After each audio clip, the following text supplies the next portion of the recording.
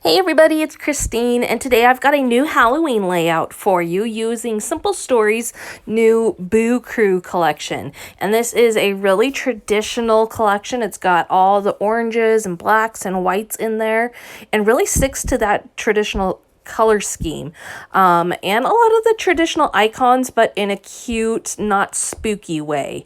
So I am going to build a layout that uses pictures of all four of my kids in their Halloween costumes from last year and makes use of the tags patterned paper in this collection. This is a new feature in Simple Stories collections where they have this tag paper, and I absolutely love it. You saw me use it last month on the apron strings page that I did that had all the recipes, and again I just gravitated right to it as I was sifting through the patterned papers. Now there are two sides to these tags. The one side that I'm adding my pictures onto, you can see, has a patterned top, and then the bottom is open, but it might have like a little bit of a light pattern to it. So some of these are like graph paper pattern. Now, the one that says trick or treat there, that one is the back side of these tags. So the front side is plain tags. The back side has writings and icons on the tags. So obviously I'm mixing and matching those within my layout. Now, the other thing you'll note is that instead of using rectangular or square pictures, I actually cut around my children and cut out all the background and put them onto the tags. The main reason that I did this is that my coloring was a little wonky on my background, and so I had all these different shades going on. So by cutting this out, I was able to create a common background using this off-white from the tags and keep the eye focused on the kids themselves rather than that the coloring was not great on my photos. Now I could have gone through and done a bunch of photo editing as well, but these were already printed, and so I didn't want to go back and start all over again. So this was a really nice way to fix that. And quite honestly, I think it looks really pretty cool how it ended up. So I was very pleased. It had much better effect than I even really anticipated it having. So you can see that I am lining those up across my layout, kind of almost centered, not completely centered, but pretty darn close to the center, straight across. And this is just going to be my general layout about Halloween last year that covers for all four kids. I'll still go back and make some individual layouts for each of their albums as well. But this was a good jumping off point for the family album to get started. Now, the next thing I'm going to do is I'm going to take this spider web that I cut out. This was a patterned paper that had a spider webs all over it. It wasn't just one, and it wasn't super symmetrical or anything like that. So I had to kind of go through and pick and choose where I was going to cut. There was no way to cut out like one big spider web.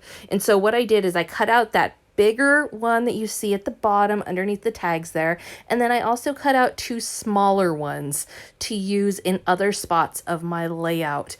And what I'm going to do is use those as my base for my embellishment clusters. Within my embellishment clusters, I am going to create some little scenes of Halloween icons, and I'm going to mix and match cardstock stickers as well as ephemera, and chipboard also, to just use some of the cute icons.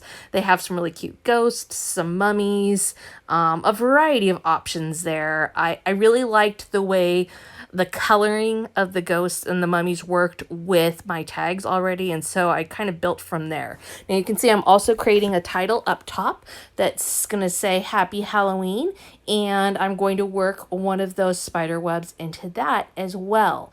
Again, working with ephemera, stickers, and chipboard, all of those. So one of my clusters there up at the top is including my title. And you can see that really cute ghost that I just added. I also, of course, brought in some of the stars that are in the stickers and ephemera because I always use stars. And they were a perfect addition to creating this. One quick, really important tip, whenever you're creating a cluster, you want to mix and match your dimensions. So if you're using chipboard, that right off the bat adds some dimension. But if you've got a lot of flat elements like cardstock, stickers, and ephemera, an easy way to change that up is just to add some 3D foam squares or 3D foam circles behind that. And it does give you a different dimension than chipboard does. It just creates a different look. That is really important for creating a good looking cluster. You don't want everything to be completely flat. You also don't want everything to be raised. And part of that is just kind of learning what you want to raise. I will often raise small elements like the stars and then one big one and then keep a lot of it flat. And it's just kind of playing it, eyeballing it, what looks good and such. Now you can see I've got all three of my clusters pretty much put together here. This is really a pretty quick layout, as you can tell by the time of the video, because even my first part, I didn't even speed it up. My final step after I've created these clusters is I'm going to just add some black Nuvo drops and create little pearls all around each of my clusters. And I'm going to do a lot using that really as a big embellishment on the layout and bringing more of that black into the outside of the layout beyond the tags. You will notice with the tags, I did use all tags that have a black patterned paper at the top. There are ones with the gray patterned paper and with orange and the off-white and whites, but I specifically picked all black ones so that it was unified all the way across there. So working all the colors of this collection really well. Now, Halloween is one of my favorite holidays to scrapbook. However, last year we didn't get a ton of pictures because it was cold and snowy here. So Halloween wasn't quite as big as it has been in the past.